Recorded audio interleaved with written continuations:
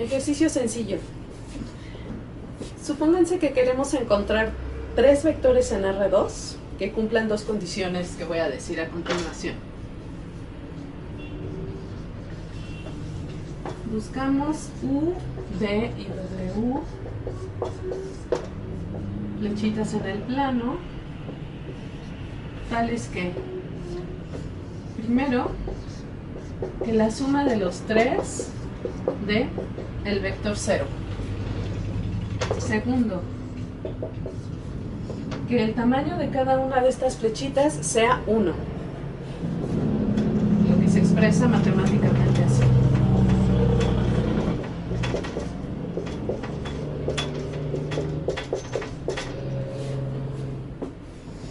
Muy bien, hay que examinar geométricamente la primera condición. Esta primera condición se puede examinar a partir de que la suma de vectores en realidad es pegar las flechitas una después de la otra. ¿Eso qué nos daría como resultado? Si agarráramos cualesquiera tres flechitas, por ejemplo, empezamos de aquí, que esta sea U, luego le sumamos una segunda flechita, B, y luego una tercera flechita, que podríamos llegar a cualquier lado, pero nos interesa llegar al 0. Entonces el camino tiene que acabar en el origen, que es donde comenzó. Y por lo tanto, la figura que se forma es un triángulo. Entonces aquí estaría W. Ahora, si ven la segunda condición, eso nos dice qué triángulo es decir, qué tipo de triángulo es, no qué triángulo es. Porque si los lados de cada triángulo tienen que medir lo mismo, entonces se trata de un triángulo equilátero. Por lo tanto, el dibujo ya no es tan caprichoso como esto.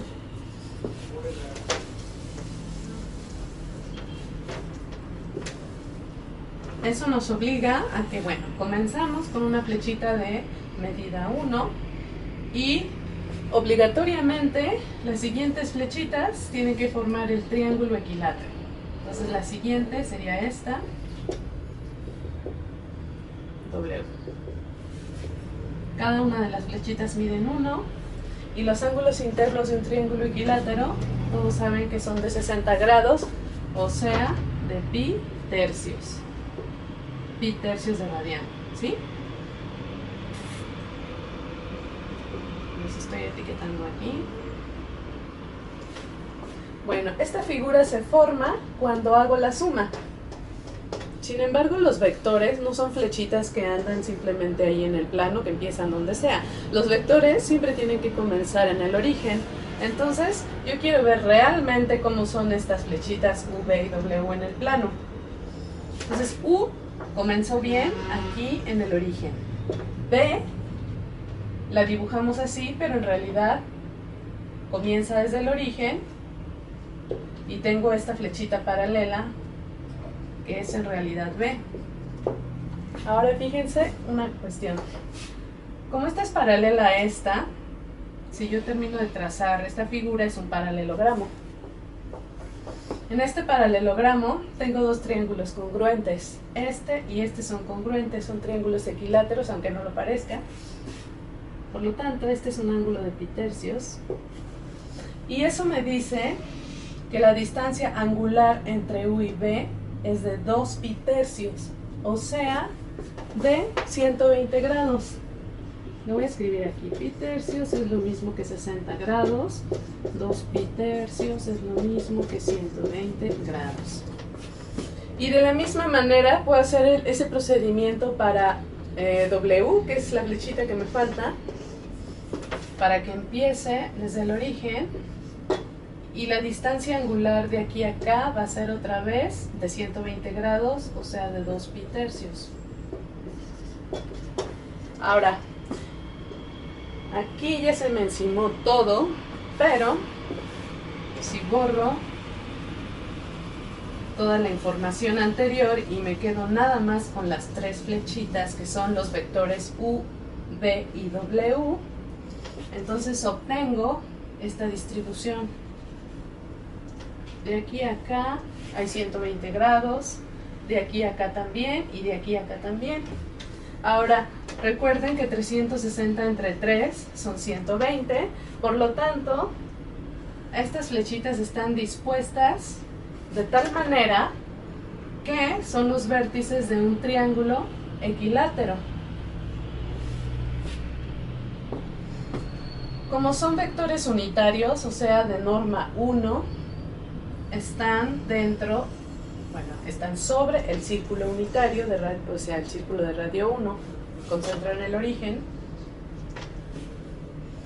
Por supuesto, ustedes en su casa pueden hacer este dibujo mucho mejor con regla y compás. ¿Qué otra observación hacemos?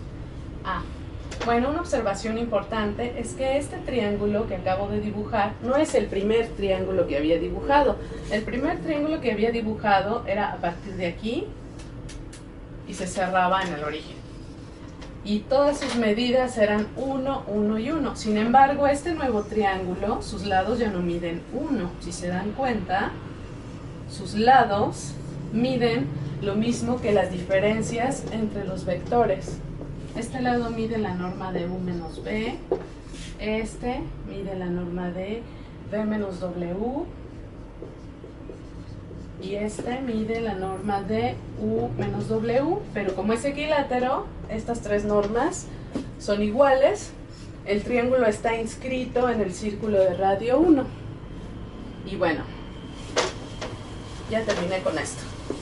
La propuesta para ustedes es: si ahora en lugar de 3 vectores, yo quiero encontrar 4 vectores otra vez en el plano, tales que la suma de los 4 me dé el vector 0, es decir, es un camino que llega al origen, y que además las normas de cada uno de ellos sean iguales entre sí, iguales de magnitud 1, ¿qué se formará?